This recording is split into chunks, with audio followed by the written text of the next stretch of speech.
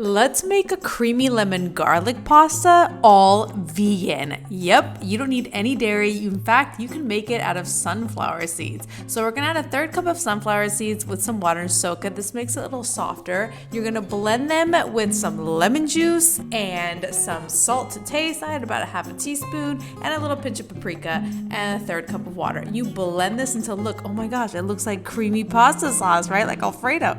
Okay, so you're gonna set that aside because now you're gonna get some kale. Now, look how beautiful this kale looks. Make sure to take it off the stems, and then you're gonna mince 3 cloves of garlic. Meanwhile, you're gonna cook your pasta, add some oil to a pan, and saute that garlic. I love garlic. You can add even more if you literally love garlic. You're gonna saute the kale with the garlic until it starts wilting like this. Then you're gonna add the cooked pasta to the kale, and you're gonna mix it around until it's all incorporated, and then you're ready to pour that delicious creamy sauce. Oh my gosh, with the lemon and the garlic, this is just amazing. It's so fragrant. And then if you wanna add a little touch of more cheesiness, you can add some vegan Parmesan.